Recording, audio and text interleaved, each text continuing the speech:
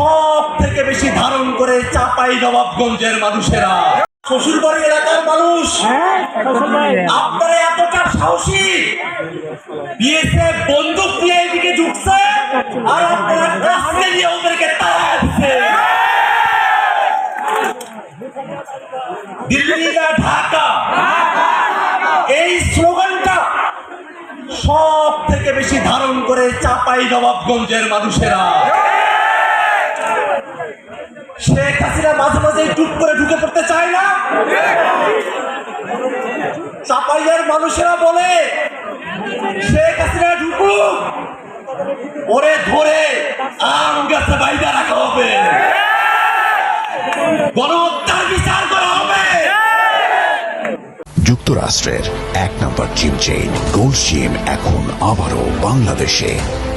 বসুন্ধরা আবাসিক এলাকা ও Bashundhara city shopping মলে বাংলাদেশের মানুষের উপরে দীর্ঘ সময় ধরে এই আওয়ামী লীগ, এই ফ্যাসিবাদী, এই স্বৈরাচারীরা যে নির্মম নির্যাতন করেছে, সেই নির্যাতনকে সায় দিয়ে দিল্লির সরকার বাংলাদেশের সীমান্তবর্তী এলাকাগুলোতে, এই চাপাইতেও মাঝে মাঝে তারা চাপাইয়ের মানুষের সীমান্তে এসে গুলি করে হত্যা করেছে।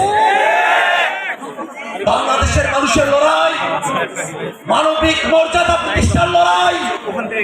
বাংলাদেশের মানুষ নিজেদের মর্যাদা নিয়ে, নিজেদের স্বাতন্ত্র্য নিয়ে, নিজেদের ঐতিহ্য নিয়ে এই বাংলাদেশে বাস করবে।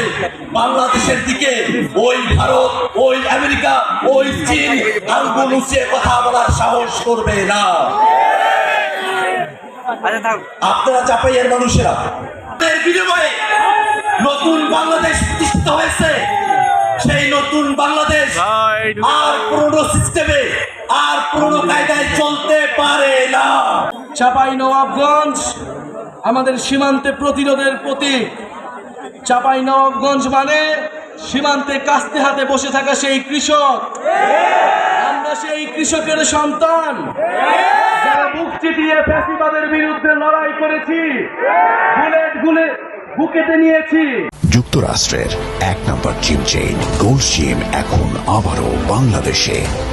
বসুন্ধরা আবাসিক এলাকা ও বসুন্ধরা সিটি শপিং মলে আমাদের এই আজকের সমাবেশে আমাদের সাথে রয়েছেন একজন শহীদ পরিবার।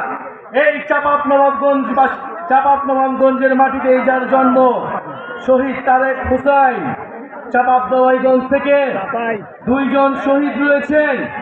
এই 2 জন শহীদ গণ অভ্যুত্থানে নিজেদের জীবন বিলিয়ে দিয়েছিলেন দেশকে মুক্ত করতে, স্বৈরাচার থেকে, স্বৈরাচারের কবল থেকে দেশকে নতুন করে স্বাধীনতা এনে দিতে। আমরা সেই শহীদদের শ্রদ্ধা ভরে স্মরণ করি এবং সেই শহীদরা যেই আকাঙ্ক্ষার জন্য, যেই নতুন বাংলাদেশের জন্য জীবন দিয়েছিল, আমরা যাতে সেই নতুন বাংলাদেশ বিনির্মাণ করতে পারি। প্রিয় চাপাইবাসী, আজকে অনেক কথা বলার ছিল, কিন্তু জানি আপনারা অনেকক্ষণ ধরে অপেক্ষা করছেন। শুধু এতটুকুই বলতে চাই, গণ অভ্যুত্থানের পরে আমরা একটা নতুন বাংলাদেশ চেয়েছি। গণ অভ্যুত্থানের পরে আমরা রাষ্ট্রের মৌলিক সংস্কার চেয়েছি। গণ অভ্যুত্থানের পরে আমরা গণহত্যাকারীদের বিচার চেয়েছি। আমরা জুলাই ঘোষণাপত্র এবং জুলাই সনদ চেয়েছি।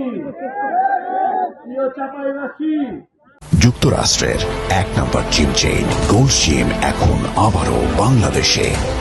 বসুন্ধরা আবাসিক এলাকা ও বসুন্ধরা সিটি শপিং মলে আমরা জানি এই সকল দাবি আপনাদের মনের দাবি। চাপাই নবাবগঞ্জে কর্মসংস্থানের কোনো ব্যবস্থা নেই। এখানে শিক্ষা, চিকিৎসায় এই এলাকার মানুষ দীর্ঘদিন ধরে বৈষম্যের শিকার, অবহেলিত হয়ে রয়েছে। আমরা এই সকল বৈষম্য থেকে দূর হবে বাংলাদেশের সকল জেলা, সেই স্বপ্ন দেখি। আগ্রাসন আর মেনে নিব না। অনেক কাল হয়েছে, সীমান্তে অনেক বাহাদুরি হয়েছে দাদাদের, সেই বাহাদুরির দিন শেষ হয়েছে।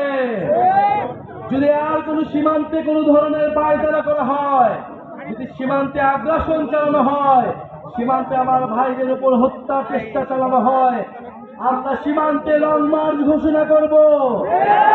আমাদের সীমান্ত আমরাই রক্ষা করব।